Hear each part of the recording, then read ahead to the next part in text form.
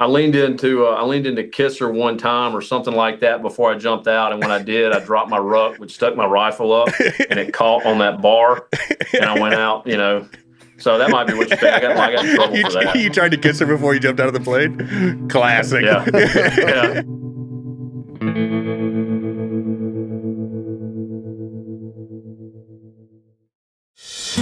This podcast was brought to you by Outsider. Check us out at www.outsider.com. Outsider is an outdoor lifestyle brand owned and operated by me, retired Navy SEAL Sam Mackey, and my dear friend and former NFL quarterback Jay Cutler.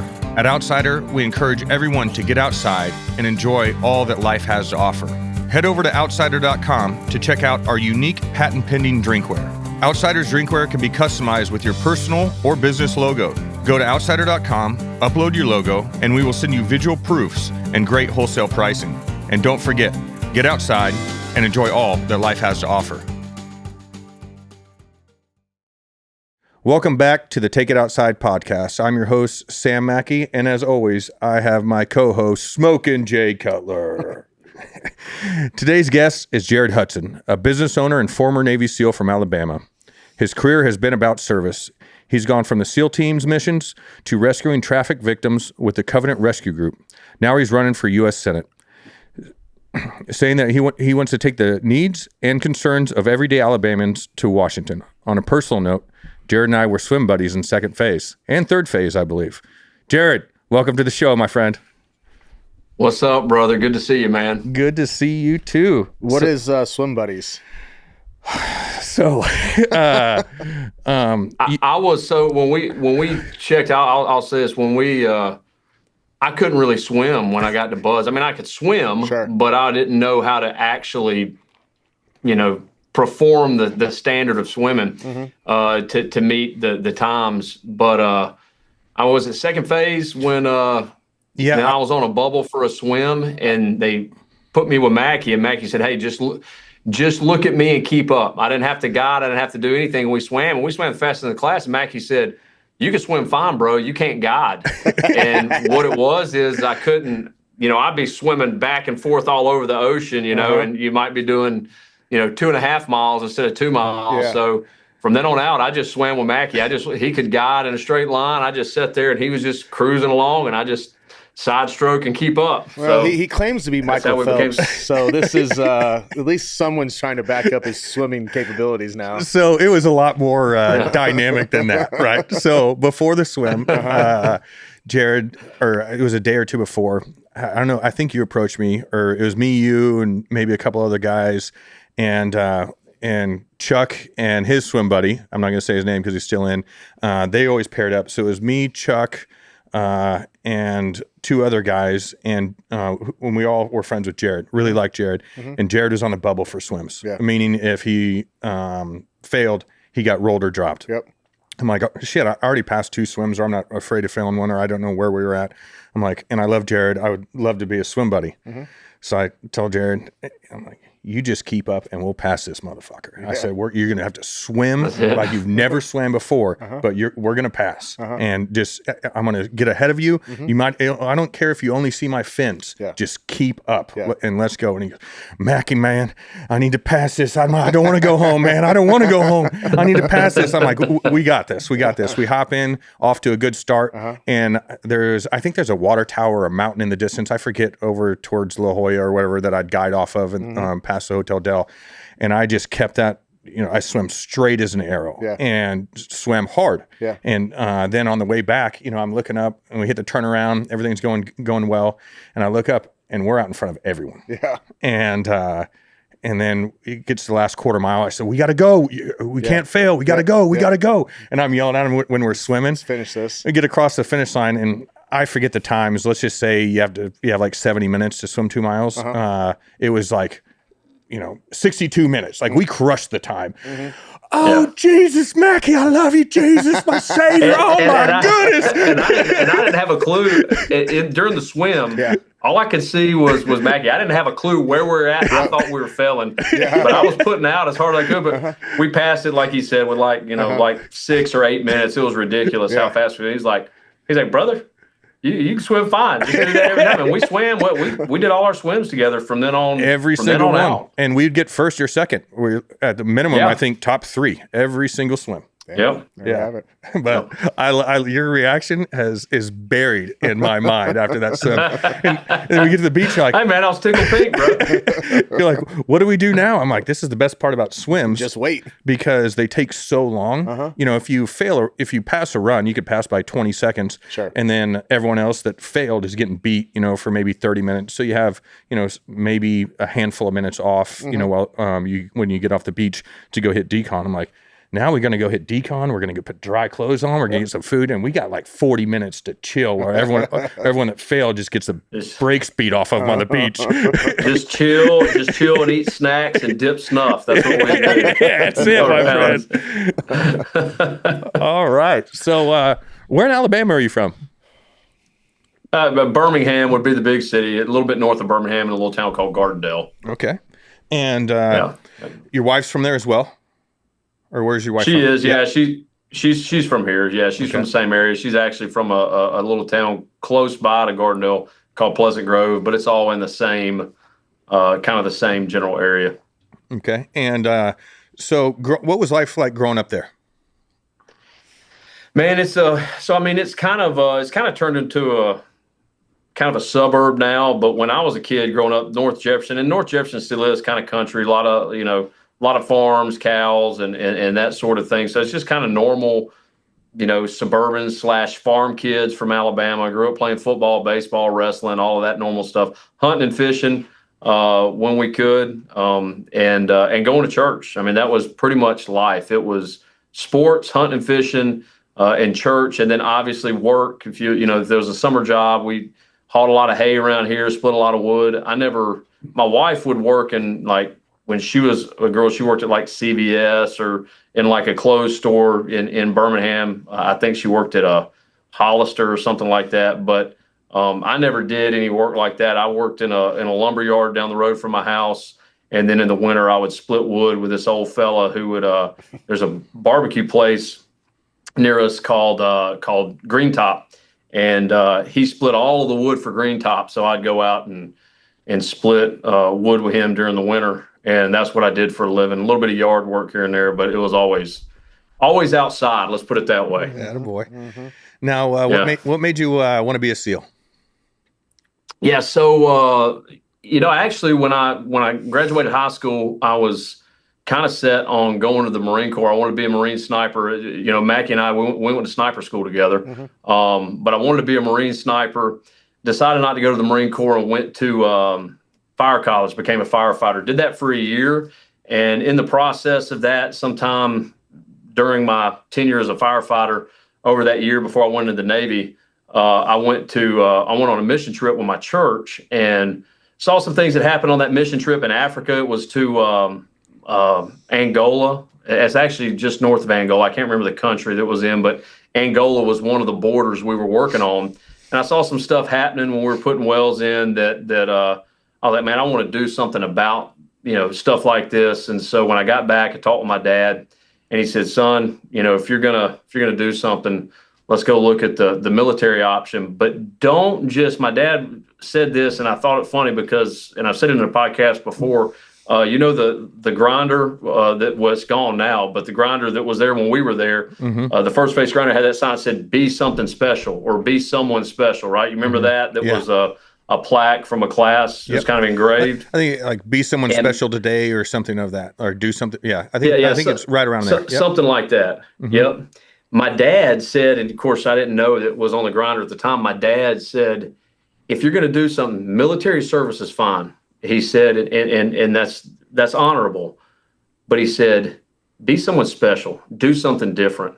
And at the time, Bush had pushed to have those contracts. I guess you could get an X-ray contract for SF. It's like 2005. It was about the time that started, and this is when that was. You had the SEAL contract, PJ contract. I think that MARSOC had just stood up, and they had an 0311 to MARSOC type contract. So all that being said, the hardest contract to obtain was SEAL. And of course, like I said, I mean, was around the lake and I could swim and, just did all that stuff growing up as a kid at Smith Lake up here, and at the river, at the Warrior River, we spent a lot of time swimming and fishing, but water was not my thing. And so SEAL was never on my radar, but it was the hardest test. So when we went down and we got that, I said, you know what? I'll do whatever the Lord has. I'm just going to start with the hardest one and work my way down, and whichever contract I get and obtain, that's what I'll do. And I passed all the stuff, the ASVAB thing, that was easy. And then the 500-meter swim, like a 1.5 mile run, the pull-ups, push-ups, sit-ups, I passed all of the stuff to get a SEAL contract. So that's really what did it. I didn't really have an aim to be a SEAL. Yeah. Just happened to be the route that I went. You bring up an interesting point where you passed everything. I think it was called a PST, right? PST, the physical like standards test, I believe. And but when I went to boot camp and took that test, or prior to boot camp having to take that test, all you had to do is pass. And nowadays, I don't think I would have made it to the pipeline, because I just passed. I think I passed the run by. And you and I also ran together, and that's not a proud moment because we were barely passing the finish line on every single time run in the amount of time to pass.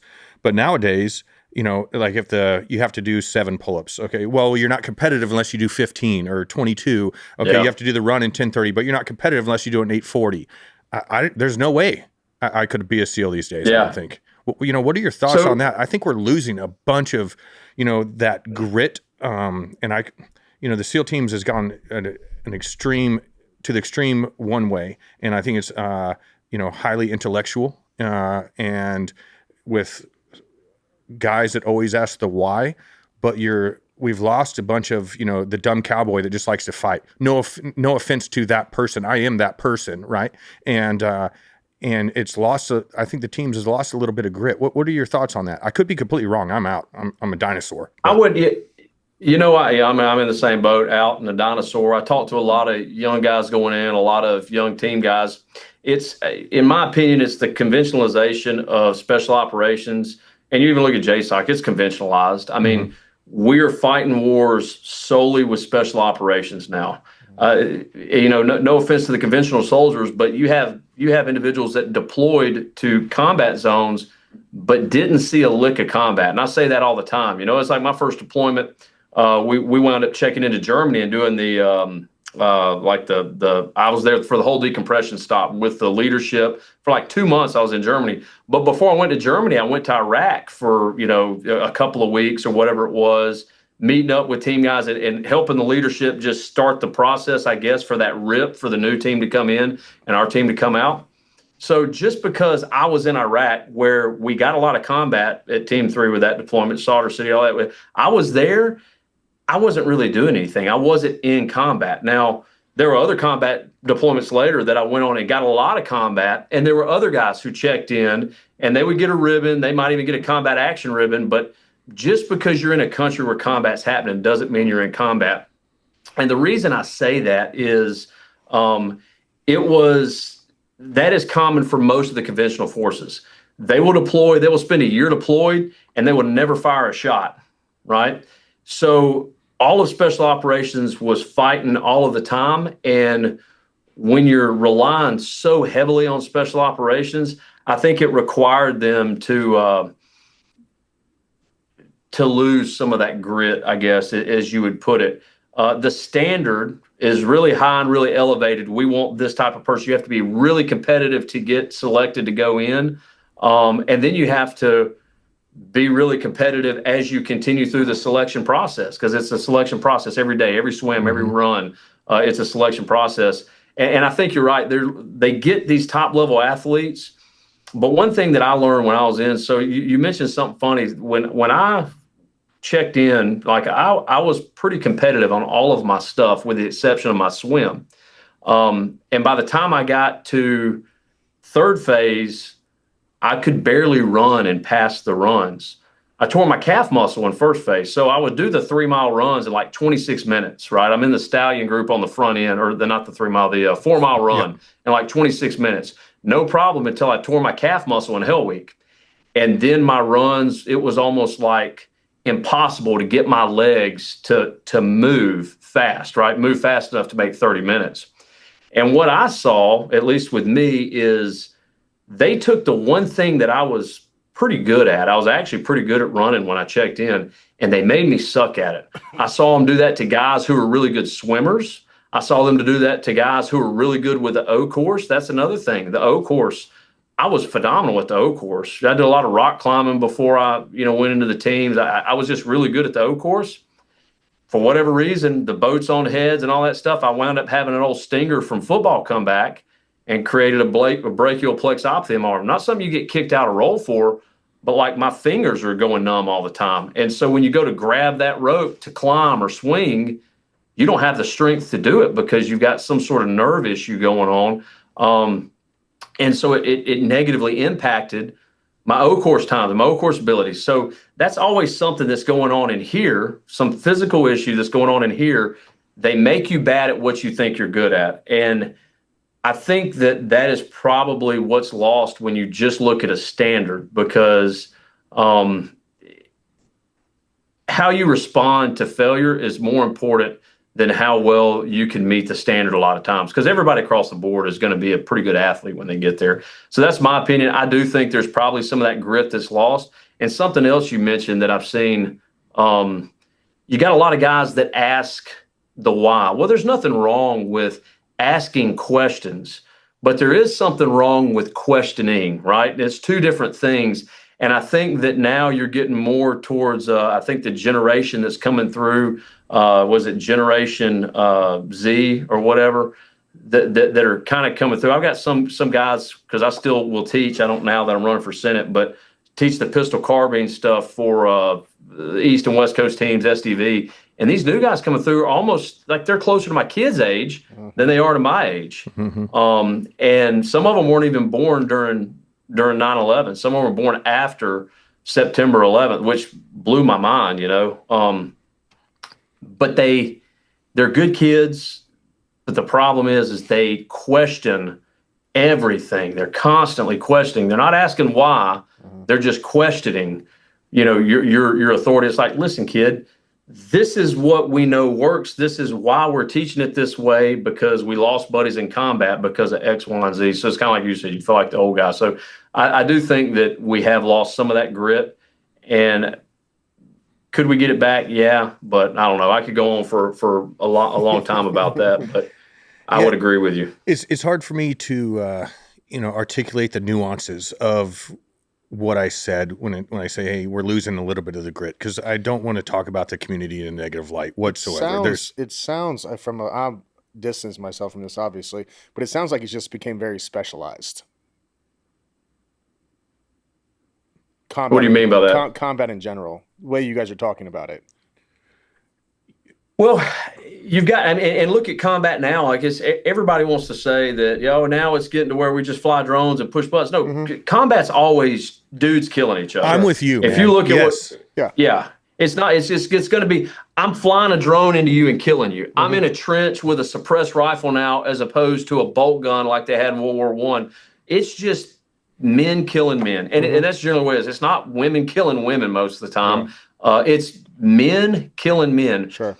But what we've done is we have turned the warfighter into a social experiment with the men-women aspect. All right, so that's one side of it. But we've also turned it into almost an athletic experiment, if that makes sense, trying to, how can we get the best athlete, which is not always the best warfighter. As a matter of fact, some of the best athletes are some of the worst warfighters, because they have a natural ability. And then when that natural ability is put to the test and they realize, holy cow, I'm not that good at this, they want to quit. They want to sit down and cry. We saw that. Remember when Michael Phelps is at that little, that swimmer? Yep. Do you remember when he came through the and did the O course? Yeah, I totally forgot about that. That somehow got erased from my memory. This is an Olympic level swimmer. He failed the first obstacle on the O course. He was almost as tall as the wall that he was trying to climb over. He could not physically climb over the wall. Yeah. He quit. He just left. He walked out of the grinder, got in his car, and drove off. Was that the short wall? Because that was a short wall. Yeah, that's the one where you just parallel pop on bars, the two little things and jump over. Yep, got it. Yeah, he couldn't make it over that. He couldn't. He couldn't jump from the one log. He was just this big, gangly, goofy-looking guy. Really good at swimming. They put him on that first thing, and he sucked at it. Yeah. And he took his ball and he went home. It hurt his feelings, He's because he's kind of embarrassed. An Olympic athlete, gold medalist, and so what we do, and you see it all the time in the Olympics or any sports, they have some sob story about this kid. Oh, he went against all of or she went against all of the things that were put up against him. It's all like super emotional. Yeah. And that's, I think, why we're losing a lot of grit is no one cares. No. Yeah. No one cares what you went through. Just do the job. Do your job. Yeah. Do your job and meet the standard. And you're going to have some grit because guess what? Doesn't matter how good you are. At some point in time, you're not going to meet the standard. You're not going to feel like meeting the standard. You're going to be injured to the point that you can't meet the standard. And that's where you have to really have that grit, do that gut check, and push through. I feel like the only thing that I excelled at physically during Buzz was being cold. I was just really good at being cold, and I was decent. There was at swimming. A lot of that, wasn't it? Yeah, I remember a couple of guys always. One of them, I'll use the name Swede. He would always come over.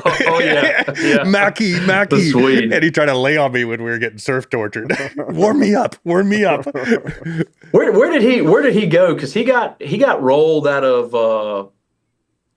Our class. Where did he go? Did he get rolled? Yeah, I don't think he got rolled. He graduated with us.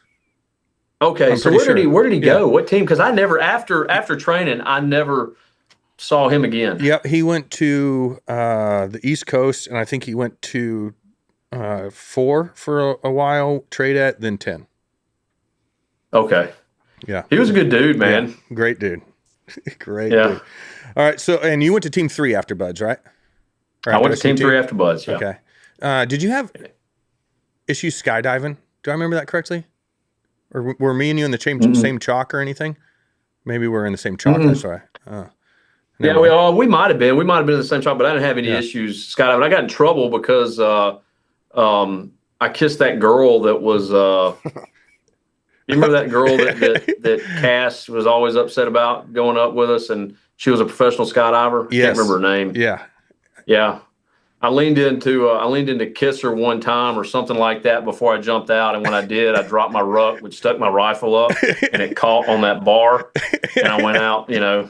So that might be what you think. I got in trouble for that. You tried to kiss her before you jumped out of the plane? Classic. Yeah.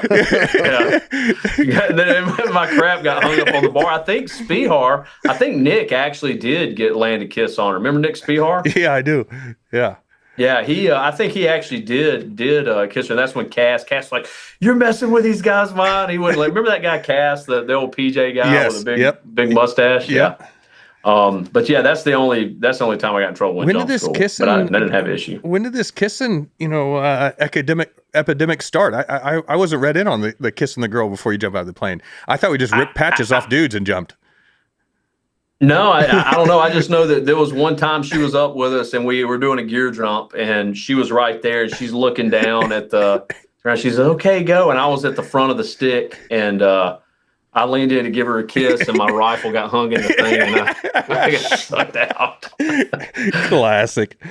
So you went to Team 3, right? Yeah. I went to Team 3. Yeah. And so you did a short pump during the rip. What about after your first full workup? And where'd you deploy to? Yeah, checked into Team 3, did the, kind of that, half a platoon or whatever you want to call it, where we did Iraq and then did the rip in Germany. And that was pretty cool. Met my chief there and he slated me for sniper school at that point in time. So I was a new guy getting sniper school. That was a pretty big deal. So when I got back from that, which was November of, whatever year we checked in, I immediately started spinning up, got set up to go to sniper school, went to pick. I don't know when you did sniper school, did y'all do pick on the in Virginia Beach and all that? Yeah, we did pick at Fort Story. They've changed it now how they do it, but at the time pick was down at the elephant cages where they've got all the new West Coast teams, stuff built. It was the old elephant cages.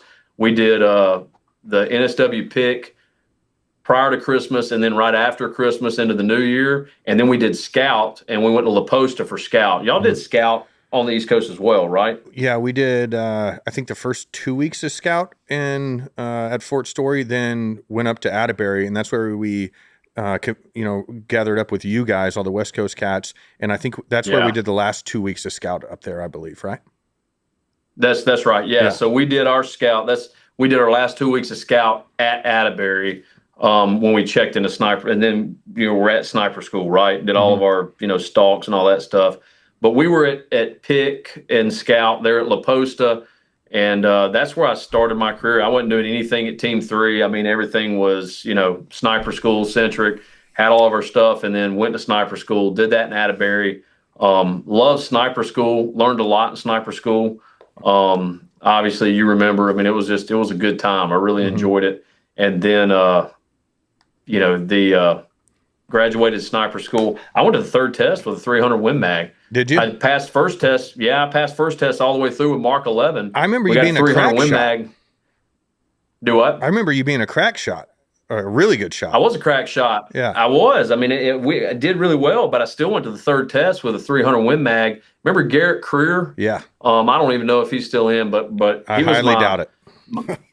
Is he? I know. I highly doubt it. Oh, you highly doubt it. I got you. So he was my shooting buddy, and he was, not to disown you, but he was doing snaps and movers, and one of the instructors, they pulled him, and they wound up sending an instructor back there to do snaps and movers. Because I remember on one of the headshots, where they snap it up, and you're like 400, and you're doing a headshot. He snapped it up, and then he pulled it down, like I think he dropped it, and the round went right over top of it. So they wound up putting an instructor back there, and I wound up passing on my third time. So, and that was just snaps and movers. The UKD was no problem. I was able to crush it, but we did that, and went to the third test again. One of those things, praying to Jesus, come on, Lord, let me pass sniper school, and wound up passing it. And get to the team, do a workup. Slated for Afghanistan. Let me jump in real quick. I'm going to explain UKD and PIC for those who don't know. So the progression of sniper school, what it used to be is you used to have to go through PIC, and that was photo image capturing. Yeah. And so you would do everything you do as a sniper, but you do it with a camera. Yep. And then after that, you learn how to conceal yourself. So that starts the scout class. I think it's roughly 4 or 5 weeks, something of that nature. It could be 6. And it's all about camouflage and stalking. And then you get in, after you pass that, then you can finally get into the shooting part, which is, the sniper school part. And you have the multiple tests, but the 2 main tests are snaps and movers and UKD, which is unknown distance. And so for the unknown distance, you'll have a line of targets, depending on your weapon system, out to roughly 1,000 yards, 1,300 yards, maybe. I forget the furthest shot. And you have to mill it and kill it. So you have to look at through your reticle, see how many mils wide it is, with a known object that you're shooting at. So your CNS plates, I think, are 11 inches by 6 inches or something of that nature, and your E-type silhouettes are 24 by 36 ish. I'm sure I'm wrong, but you measure it with your mils, and it gives you the distance. Gotcha. So and it's all in a timed test. So and the snaps and movers, same thing. You have head plates at 400 yards, CNS at 600, then E-type silhouettes at 8, depending on the weapon system. That's going to give or take, right? So, sorry, I just wanted to jump in and explain that real quick. Go for it. No, that's it. And the hardest part of the whole test, in my opinion, is you've got 11-inch movers at 800 meters. So I think is it SOST, whatever the Army Tier 1 sniper school is. There's 2 Tier 1 sniper schools. There's NSW and there's Army. The Marine Corps sniper school is not that. And I think the difference is the command fire portion and the snaps and movers on UNS or on night vision. Because we had a couple of our guys go to Marine Corps sniper school, and I talked with some of the instructors out there, and they were explaining the difference in that. The Marine Corps sniper school's big thing is their stalking, right? They're big on their stalking and their ghillie suits and all that stuff, all that jazz. Ours was truly command fire, snaps and movers, like the actual shooting assessment of sniper. So the 11-inch mover at 800 meters with a 300 Win Mag, that is no flipping joke. You're looking at a target that's 11 inches wide and it's 36 inches tall. And it's not your dope that's the problem. Your data of previous engagement. My 800-meter dope was going to be pretty good right there where we're shooting at in Indiana. I was going to be able to hit somewhere on this 36-inch tall target. But it was your wind call and how well you could track that thing as it's moving at 800 meters. So I've got to have a sub-minute of angle wind call, which a sub-minute of angle at 800 meters means I've got to make sure my wind call is within 8 inches at 800 meters. So I've got to have a sub-minute of angle wind call, and I've got to have sub-minute of angle tracking, which means I've got to track this thing at the right speed to make sure that shot is going to hit this 11-inch wide target. So that was probably, to me, even now, looking at them, I still shoot a lot of long range now. Like that's extremely difficult because I'll take a rifle and put a rifle together, throw a barrel on it or whatever, and take it out and shoot it. I want to hit a pie plate from 0 to 1,000 yards. I don't have to necessarily shoot some crazy great group with my reloads, but if I can hit a pie plate from 0 to 1,000 yards, I'm doing good. They're making you hit a pie plate that's moving at almost 1,000 yards, and that's a pretty extreme standard. I think the Army is the 600 meters is their standard, and when NSW wanted their own, they pushed it out just a couple hundred meters further. More stressful than but combat. Did that work? Do what? More stressful than combat. Probably one of the most stressful things I ever did in the teams. Oh yeah, for sure, man. Because you're just watching this little thing through a freaking 5.5 by 22 Night Force scope. The old scopes that are not. It's not like the 7 to 35s, attackers and all that they got now. You're sitting there watching this little thing in your mil dots, praying to Jesus you're lucky enough to hit it. You always had a very calm demeanor when we were shooting yard lines, and even on the test. I mean, he'd stand up and he was wearing bib overalls and a hooded sweatshirt or whatever, and throw his rifle over his shoulder, but hold on to the barrel. So it was a little unorthodox and just kind of slowly. I mean, you want to walk slow from yard line to yard line, so you just keep your heart rate low and everything like that. So and they tell you not to dip. I never quit dipping, and they tell you not to do all these things, but everyone dip keeps the whole time, bro. And I always remember you being pretty cool, calm, and collective the whole time. And maybe it's just your demeanor and everything like that. So I applaud you for that. And my question is, did you track, trap, or hybrid on those 800-meter movers? So I started off trying to track. Yeah. And what Mackie means by this is, tracking just means I'm following the target the whole time, and I'm squeezing the trigger and breaking the shot as my crosshairs follow the target. A trap is I set my reticle at a certain point, and as this walks into it, I fire that shot at a certain point in time because I know that, I kind of time it. I know my bullet's going to intersect that target when it crosses the line of sight or the trajectory of the round. Then you have the hybrid, which I would call track bushing, right? It's a mix of tracking and ambushing. And at the further distances, at close distances, you could track, but I could also trap at closer distance. I mean, it's pretty easy. When I say closer, I'm talking like 400 meters, so a pretty close shot. But when you got back to 800, it turned into kind of that hybrid or that track bush, because I would have to get with the speed of the target. And once I figured out the speed of the target, I found a spot that I could sit, and I waited for it to cross, and then I would squeeze that trigger based on whatever wind hold it was, because you're shooting them when they're moving both ways. So you might shoot it moving left to right, and the wind might be with you, right? So now I've got to have a longer hold than when it goes right to left, and now it's moving into the wind. So it's, you just kind of have to figure that out. So the weird feeling, I did both, but the weird track feeling bushing was better with that distance is when the wind would be whipping and with the target in the same direction, and you would aim behind the target in the same direction, the wind would or in the opposite direction of what the target was going. Just walk it in. Yeah, that was always, here we go. Well, and when you got, and of course, when you're spotting, you can see trace of the spotting scope, but the more you shot, because we shot piles of rounds of sniper school. I mean, we would shoot, probably 123, 300 Win Mag rounds a day, maybe, right? If you're thinking, at least, and maybe not that many, but I mean, with all the three weapon systems, I mean, all you did is shoot for months. Yeah, so we're shooting. so much that you get really good and comfortable in your position. And you got Night Force scopes on there. I mean, they've got great glass, and there's some scopes out there have better glass than Night Force, although I still run Night Force.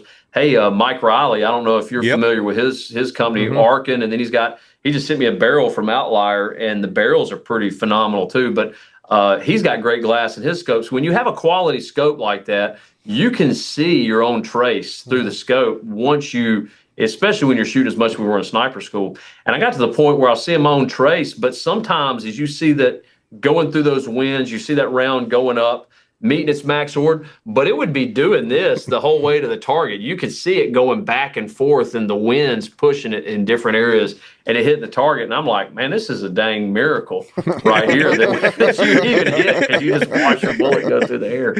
But I love sniper school. That was probably my favorite training time in the teams outside of Kodiak, Alaska. That would be a close second because I loved Kodiak. But love sniper school.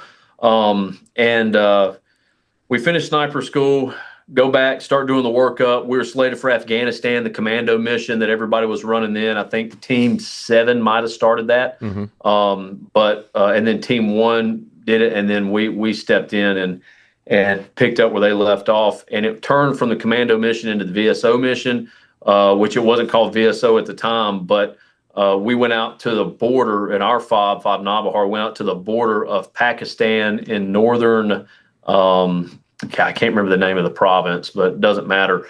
But we're on the border Zabul, cutting off rat lines because they would bring poppy out of the country, right? And then fighters and weapons would come into the country. And that was kind of the crossing area. So we set up on the border. We were living with the ANA, the Afghan National Army, and the ANP, the Afghan National Police.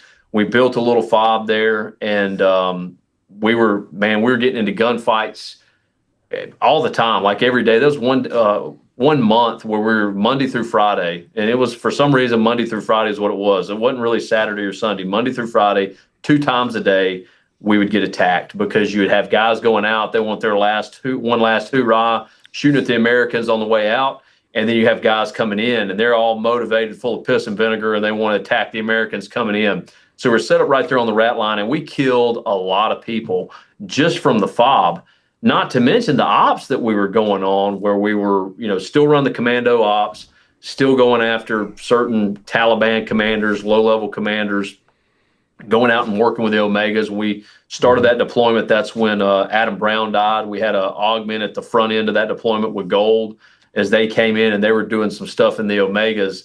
And that's when Adam Brown died. And then there was a,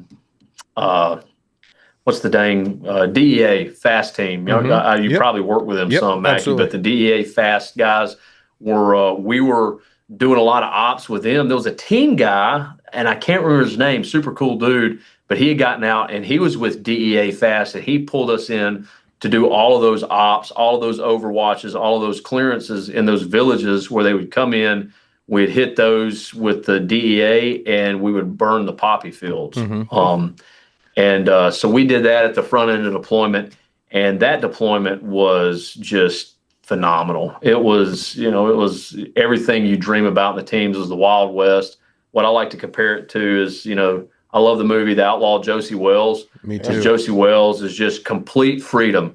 He's fighting the man. He's just, lives and dies by his own, decision, for lack of a better word. And that's what that deployment was. It was, the best deployment in the teams because it was combat every day, killing bad guys and doing what snipers do and doing a lot of good sniper stuff, right? Like sneaking out and just setting up a hide site, in this area and crushing bad guys and using machine guns. That was the other thing. A lot of them were on motorcycles, so you machine gun them down and get on your sniper gun and center punch them in the chest with a sniper gun. It was phenomenal. That's what every team guy dreams of.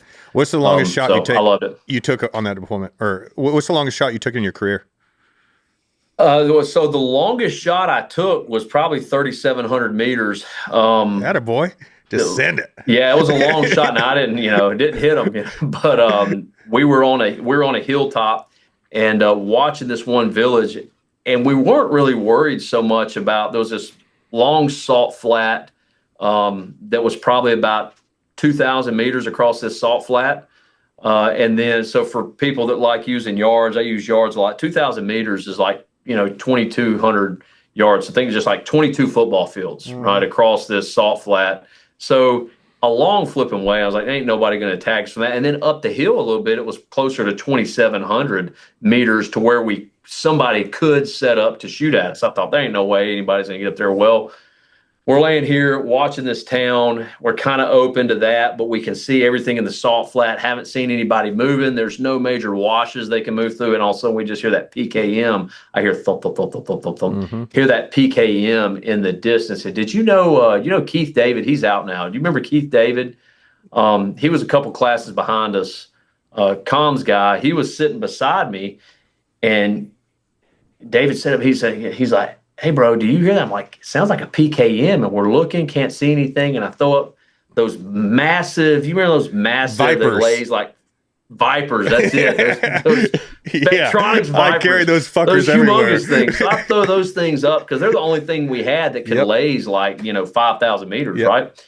And I'm looking through them, and I see way up on the hill, I just see this small dust cloud that I'm like, it would look like a point of origin, right? A poo site, right? A point of origin. And I'm like, I think it's on that hill over there. And then all of a sudden, we see rounds splashing at the bottom of the hill near our ATVs, and it's kind of walking up the hill. And our Terp was down there drinking water at the ATV where we had parked him at.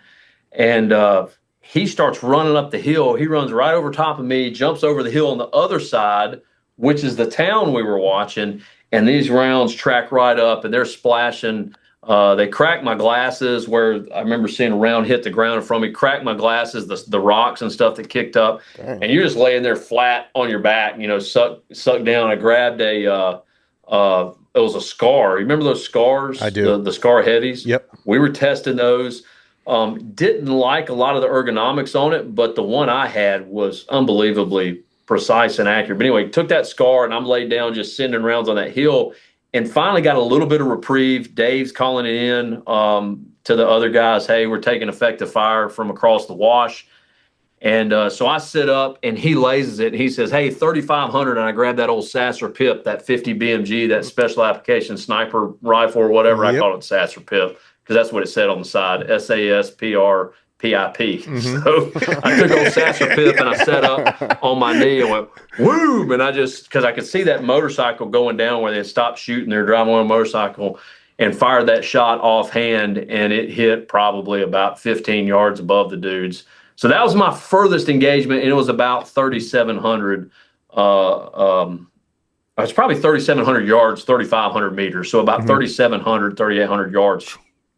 And they rode away, didn't get them. But I did crank a shot off there offhand at that. The furthest kill was 2,345 yards. And everybody makes fun of me. They're like, oh, yeah, 2, 3, 4, 5, easy to remember. I'm like, look, man, I'm just sitting there shooting at this dude as he's driving away. And Cecil was lazing the distances. He was calling it out. So he was, whatever, 1,800, 2,150. And the last one he called out, he's like, hey, bro, 2345. Send it if you got it. So I remember dialing my dope up and doing a holdover. I took it to 2,200 meters was about the max my dope would run to. It was a little bit over 2,200, like 2,220. Like 60 minutes? Maxed it out. Say that again? About 60 minutes?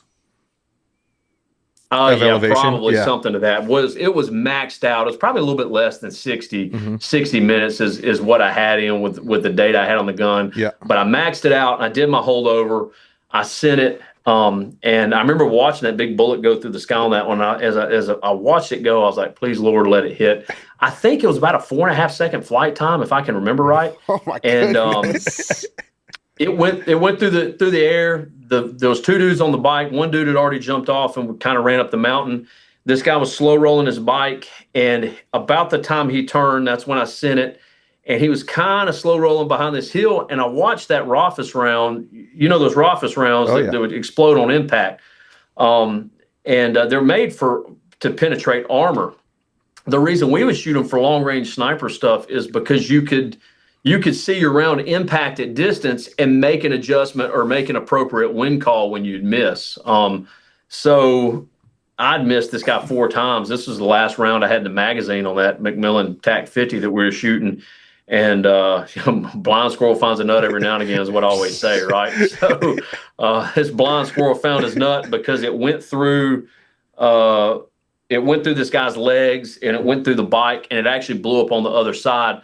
I thought the way the trace looked, it went over him, and the bike fell over, and I couldn't see the guy anymore. And our TU commander called up and said, "Hey, how far was that, Hud?" And I said, "A little over 2 clicks." And he said, "That's a dang far shot, son, because this guy's saying he's shot through the legs. He's bleeding out, calling for a doctor and calling for a mechanic." When they cleared up to him, what they saw was that round went through his front leg. It went through where he was sitting out on the bike. It actually went through the back of the gas tank, would be where it hit his leg out. So just in front of the seat, through the back of the gas tank on those old Honda bikes, and then went through his leg on the left side. And he laid there and bled out where it went through his, through his thighs. And when I saw it hit the ground and explode, it went through all of that soft tissue, the thin skin of that bike, and that Rothus round actually exploded on the ground on the other side. And he died. So they did the biometrics on him. They got him. I forgot who he was, but that was 23:45. That was the furthest that I ever got. And there was some dudes that were taking, I think Stump had like a 2,500 yard kill on that deployment. If I remember right. I know I had one with a 300 Win Mag that was 1,635. That was the furthest with a 300 Win Mag. So just inside of a mile, 1,635 yards. The round, I like calling it a God kill. God kind of made sure this dude died because that round splashed right in front of him. I mean, literally hit right in front of the dude. He had a PKM, had a guy beside him. He was kind of glassing, and he was a Taliban commander. I forget his name. There was a whole thing done up about him, but it hit the ground and skipped up into his hips and hit him in the low part of the hips. And I could see him out there when he fell over, just blood just running through his man dress and spewing, where I assume I hit his femoral, and he laid there and bled out. And they obviously went over and got the clearance team went over and got the biometrics on him. So, I mean, it was a sniper paradise, man. We're taking some long shots in Afghanistan on that deployment. This episode is brought to you by Alpin Optics. If you spend time in the outdoors, whether you're hunting, hiking, bird watching, or just taking in the view, good optics could make all the difference. Alpin builds binoculars and scopes that are clear, dependable, and made to handle real use in the field. Their image-stabilizing binoculars are a favorite of mine. Even if you're glassing offhand or on the move, the view stays steady and sharp. It makes long sessions easier on your eyes and helps you watch things you'd otherwise miss. Whether you're spotting game or you just want to see the world a little clearer, Alpin's gear is built to bring the outdoors into focus. Check them out at alpinoptics.com. Whether you're trekking in the backcountry, bird hunting, or just chasing squirrels in the backyard, your dog needs fuel that can keep up with the adventure. And that's where Montana Dog Food comes in. Born in the heart of Big Sky Country, this isn't just dog food. It's adventure-grade nutrition. Crafted with responsibly sourced ingredients from the western U.S. and freeze-dried to lock in every ounce of goodness, Montana Dog Food Company delivers clean, powerful fuel for your pup's wild side. No shortcuts, no synthetic junk, just premium, nutrition-packed meals and treats designed to support strong muscles, healthy joints, and endless energy, whether you're trekking trails or snuggling by the fire. So give your dog the food that fuels their adventurous spirit. Go to montanadogfoodco.com and feed your dog the best.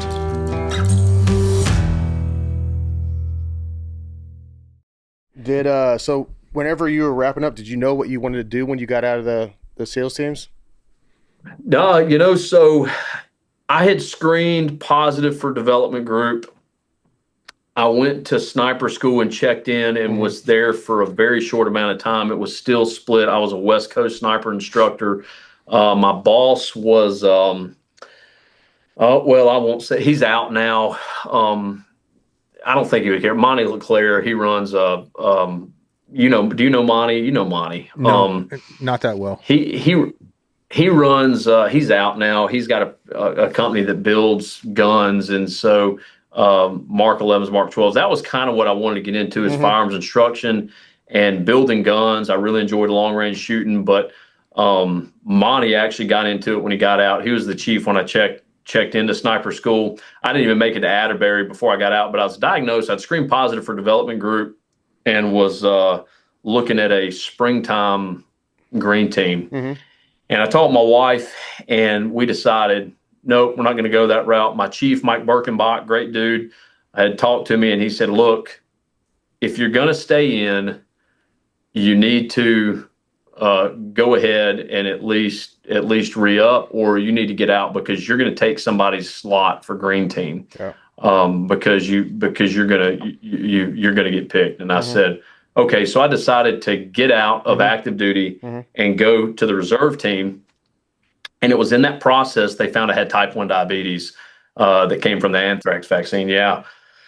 So that was the whole process because I was in the process of getting out, and the Navy kicked back. Hey, yeah, he can be in the regular Navy. He can't be a SEAL.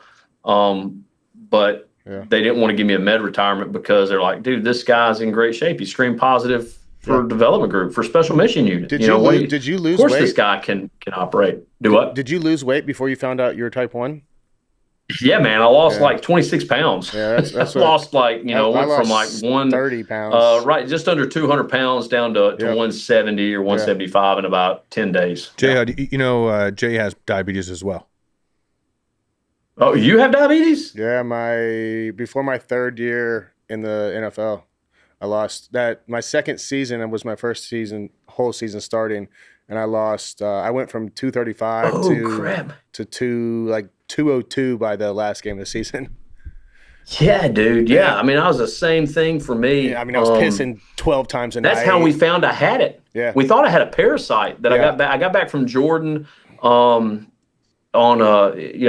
did the last deployment. We went overseas like 7 times. Went to Korea, went to Jordan, went to Yemen, went to all these different places. It was kind of a new thing they were trying on the West Coast, where we were on call. The same sort of thing that they were doing with if you're on call at development group, but a little bit different. It was just during a 12-month process, and in the process, I thought I had a parasite on that. I thought I was dying. Yeah, dude. Because you lost so much weight, right? My wife, I don't know if you're married at the time, my wife thought that she's like, you need to brush your teeth. What have you been eating? Cream corn? That's what she thought I'd been eating for the smell that she smelled. To her, it smelled like cream corn, you know, but it was that ketoacidosis that you're very familiar with as a diabetic. It was actually that fruity smell. As a law enforcement officer now, they'll tell us look out for diabetics because you'll smell it as a law enforcement officer. You'll think that they're acting as if they're drunk, but and they smell. It smells like alcohol. It smells like that fruity, alcohol smells. You deal with the same thing in that as well. That same smell, all of it.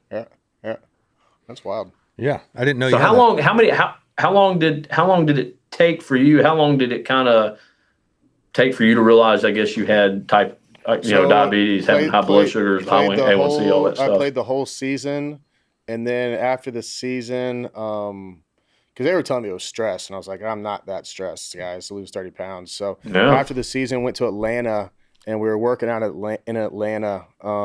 I'd been there probably for a month, and we were in the gym one morning, and I had 225 on, which I did like 25 times at the combine, and they picked it up and dropped it on my chest.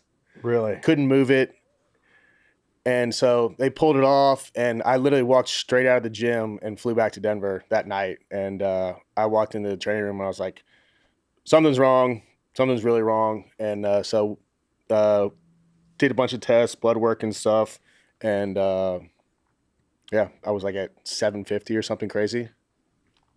So, and I just texted my sugar's going down as we're sitting here talking, and I told Nix to bring me some juice, and I knew that you had type 1 diabetes, but I didn't know that you got it when you were playing in the NFL. Yeah. I thought that you were that you had played with it. I thought you had it your whole life because it's common to have type 1 diabetes as a kid, right? Yep. It's because it's juvenile diabetes. Yep. But it's becoming more common now for guys our age. How old were you when you were diagnosed with it? Were you late 20s? 23, 24, yeah. Okay, so early 20s. Yeah, I was 27, I think. Yeah. Thanks, brother. Yeah, look at this. Got this good white grape juice right here. High carb, right, to get that juice in as you're going down. What are you on now? Are you on an insulin pump and a constant glucose monitor or anything? No pump. I just needle and then the Dexcom G7, I believe is what it is. That's what I'm on. I'm on a G7. That's what my phone was just buzzing. That's what, on this side. Yep. That little thing right there. Yeah, the good G7. And I'm actually on. I like that information more than anything. You cut out. What'd you say? You like that information? I said I like that information, that update of from the G7 more than anything. I don't think I could wear a pump just because, I don't know. I just don't like that, something like that attached to me. But that G7 and that information you can get is, I think, invaluable. The G7 has been the most accurate. It runs to my phone. Phone right here. Let's see I can throw it up on the screen. I know you have one too, but so everybody, maybe if they're watching it too. Yeah. So look. Oh yeah. Can you see that? I don't know if it says 56, right? So down. Just let me know. It's getting a little low. Not bad. No. That's not the worst low. But it's supposed to be between 80 and 120, and it kind of tracks with that up and down. But that G7 has been the most accurate CGM that I agree that I've used. Is that what you deal with? Has it been the most accurate? Yep. Without a doubt. Yeah. So, way better than finger pricks, but anyway, same sort of thing. Mine kind of I was doing the same deal, but it all kind of came to a head. Yeah. When I lost, like we noticed it over about a 2-week period of a massive weight loss. Pissing all the time. I was getting, my wife's like, why are you getting what is going on? You got to stop drinking black coffee all the time and drinking, I drink a gallon of water a day. You're probably in the same boat, Maggie. I know, you did, the same thing, right? Painter, you remember Painter from the teams. Yeah, very well. Yeah. He does the common thing with the teams. Y'all probably the same thing in the NFL. He got bit by a black widow. I don't know if you remember that. No, and it was, again, going back to the same flipping dude, Chuck's swim buddy, right? He saw, he's the one who picked Painter up, took him to the hospital. They thought he'd been drinking, but he didn't. He got bit by a black widow. And so what he said was, I'm going to crush a gallon of water, sweat it out, and kind of went for a run. That did not work.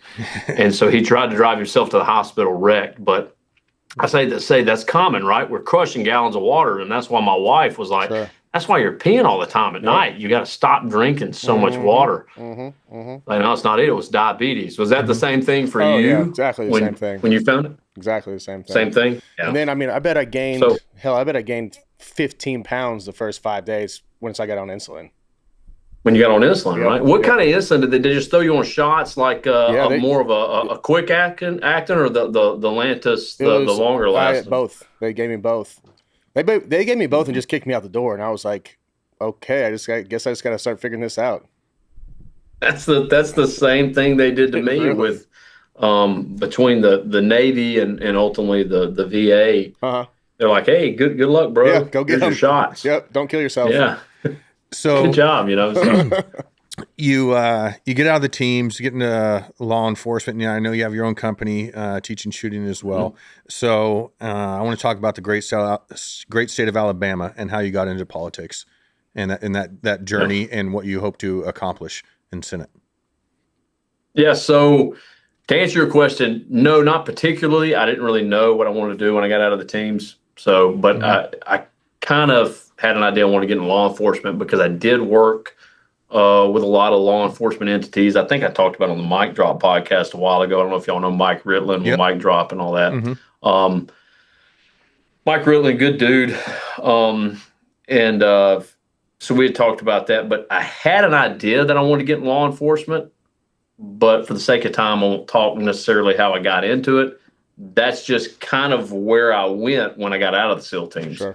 Which it made sense here in the great state of Alabama, as you said, for all my, for all the, I'm in politics now, right? So Roll Tide for all my Roll Tiders, all my Alabama fans, and War Eagle, which happens to be kind of where I've always leaned as an Auburn fan. But My wife being an Alabama fan, and most of my friends, most of the guys I work with and that work for me, heck, are freaking, he was from the Army side and Army SF side with 20th Special Forces Group. He wasn't a Green Beret, but he was a chemical warfare guy with 20th Special Forces Group. He went to Alabama, so he's a roll tider. Come back to Alabama, become a cop, and finish my MBA in the process. I did have a business degree that I actually finished in the teams under the. And I don't know if you had a degree when you went into the teams, Mackie, or if you even have one. Did you? I waited till I was 30, and then I got. Say that again. I waited till I was 30, and then I got my bachelor and master's from University of Charleston. Did you get it when you were in the teams? Yeah, or were you in the teams? I just retired in 2024. Tuition assistance, right? Yep, exactly. Yeah. So then that actually dried up, and I had to come out of pocket like $10,000 for my last semester, and I didn't want to wait till the following year when more money came into play from the government. So I just finished it off and had to come out of pocket. But I got 2 degrees for $10,000. I think that's a good deal. Mm-hmm. But both your undergrad and your graduate was through that tuition assistance program. Sir. Yes, sir.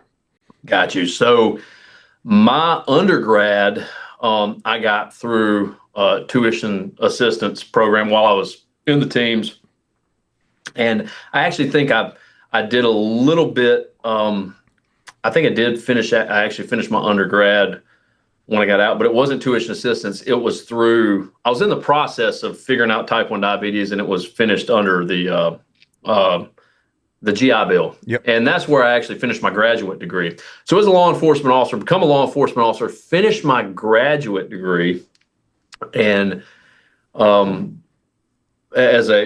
Liberty University, my MBA, and start my business. Started it when I was law enforcement, but when I finished my graduate degree, and you're going to understand this with what you did, it kind of opened a lot of doors for me to be able to understand, contracting a little bit better and stuff.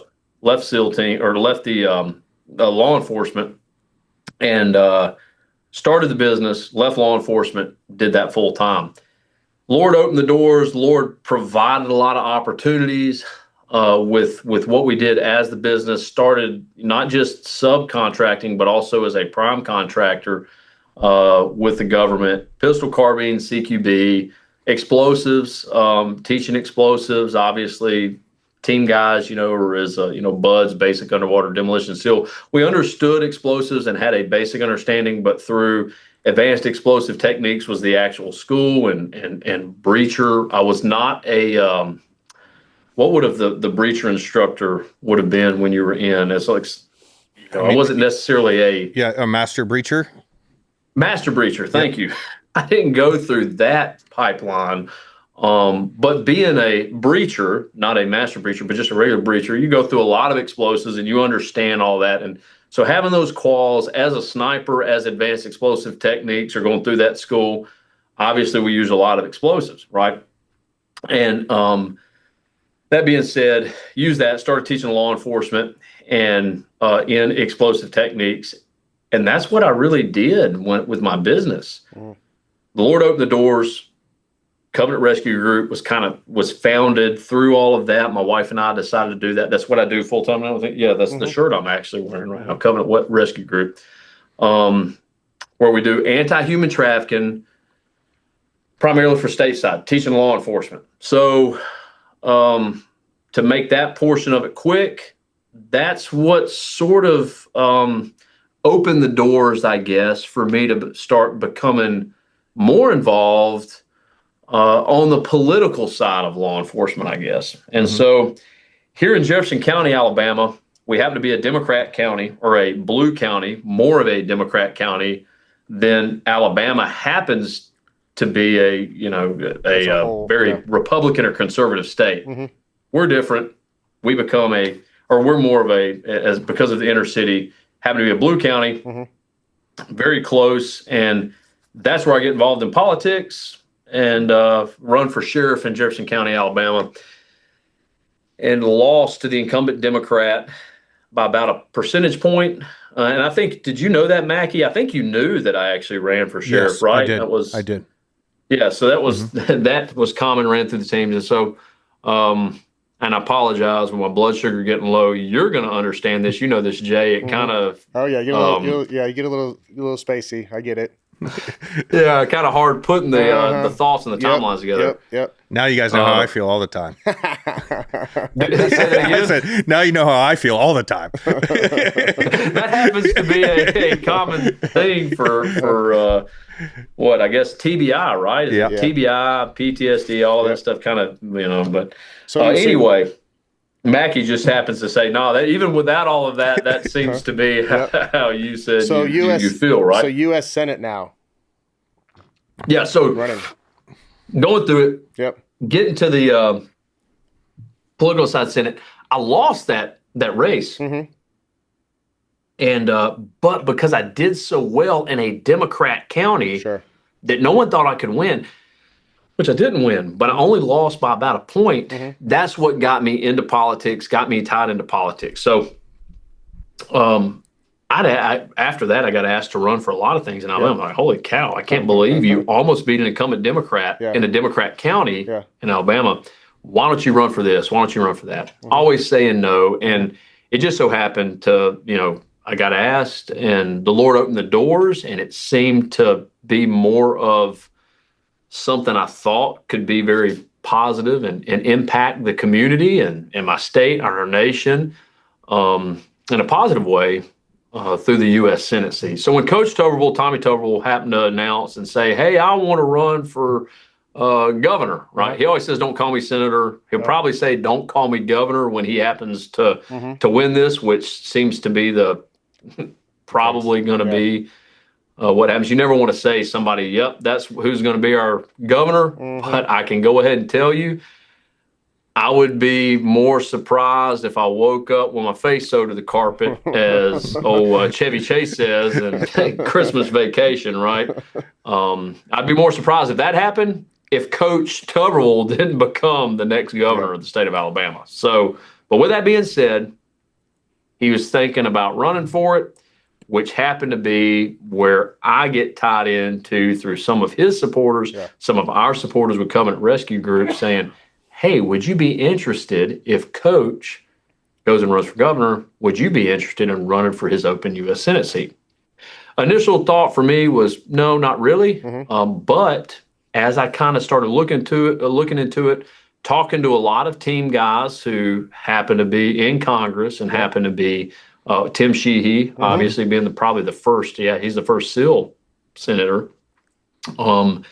Didn't know Tim of the teams. I don't know if you did. Did you know Tim of the teams? I remember him just from hallways, gym, and we had a bunch of mutual friends. Yeah, because what was he? Was he team 4? 10, I believe. 10, okay. Yeah. All right. He could have been in team 4 as well. So, but he was East Coast, right? Yeah, correct. Yeah, so I met Tim not in the teams, but when he got out through Coach Tuberville, actually. And so that's kind of what brought me into the U.S. Senate thing. So Lord opened the doors. Wife and I talked about it, spent a lot of time praying about it, and it was like, man, maybe this is what we should do. Yeah. I actually made it all the way to the White House, sat down with not Trump, obviously. When you say White House, that's what everybody thinks is Trump. But his political director, I think he's the EPO, I think is what the actual, I think it's the 3-letter term for what this guy actually works in, the EPO office or something. Or executive political office or something like that. That might be where you get EPO. But his name is Matt Brousseau, I believe is the guy's name. I said, hey, I'm looking for a red light.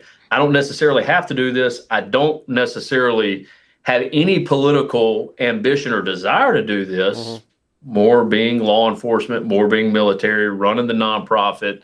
That's kind of where I'm at. But I'm asking you, can I have the opportunity to earn the president's endorsement, or do y'all already have it set? Because that's generally the way these things work, right? I think y'all probably know that and understand that.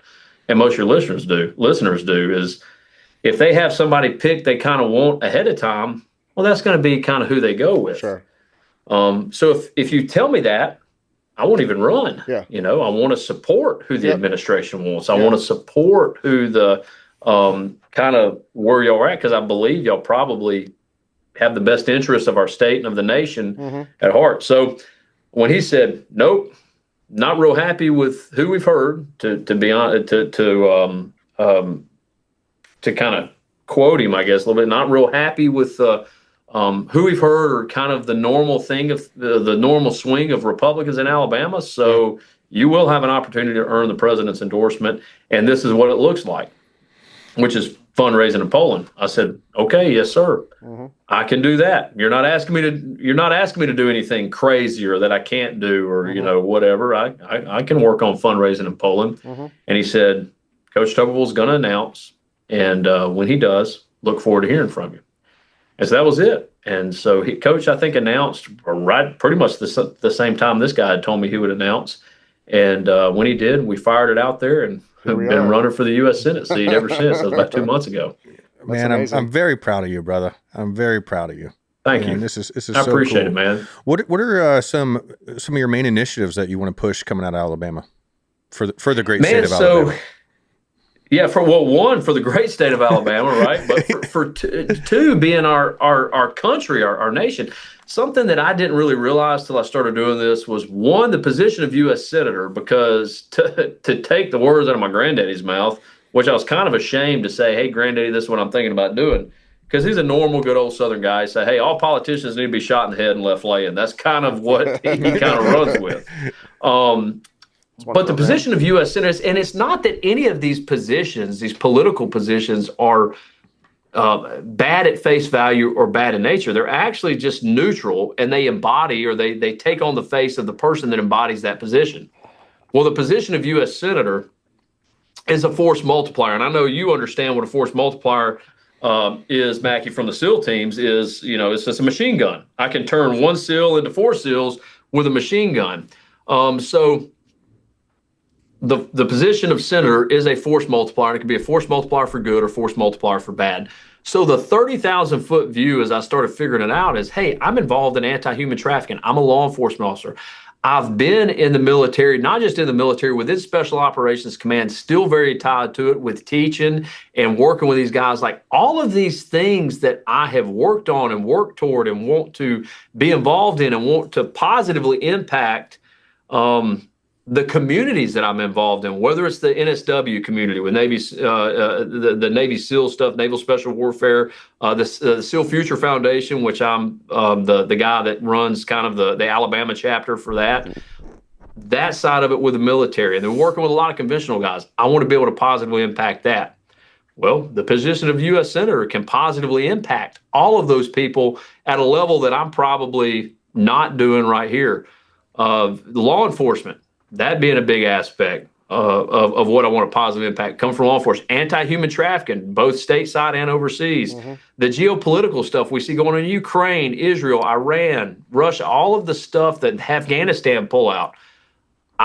Which we went and got people out through our nonprofit when that happened. And I can positively impact all of those things more so from the position of senator than I can from the position of CEO of Covenant Rescue Group at this point in time. So that's kind of what drove me to it. So I would say that's the 30,000-foot view. As far as specific initiatives, let's look at Alabama, because that's what I'm running for, the U.S. Senate seat in Alabama.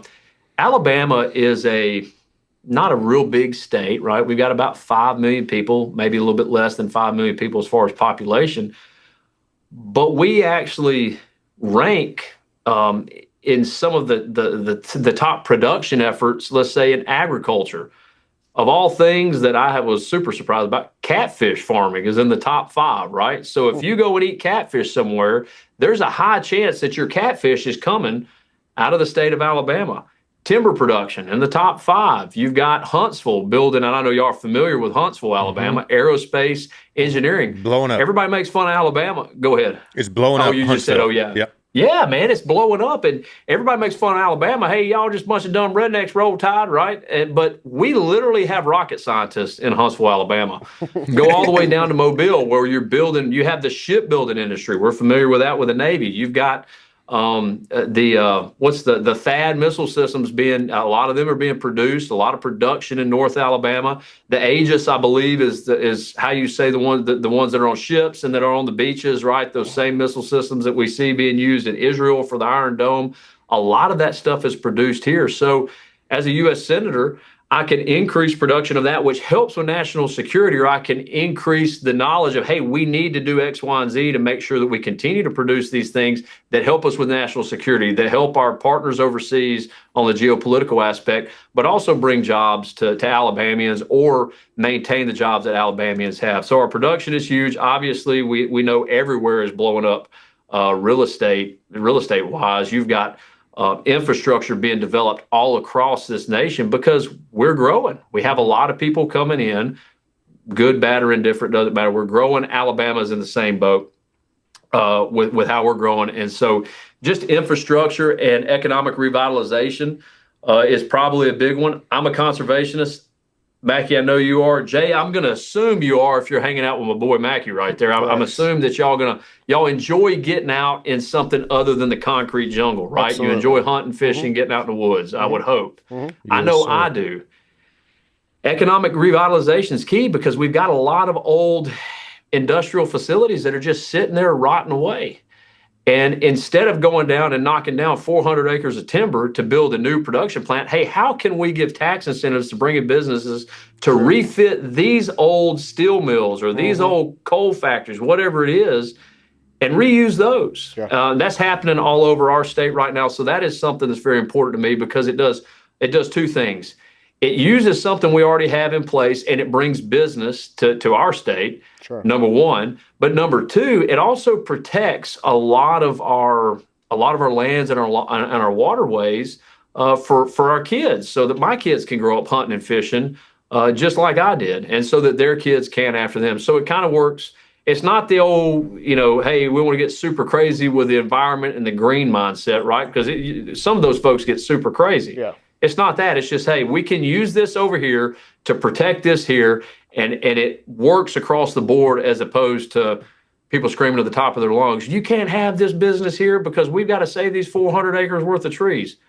Well, no, we can have the business. Let's just look at moving it somewhere else that is already more conducive, already built up. So that is one of my big things personally that I've seen is economic revitalization.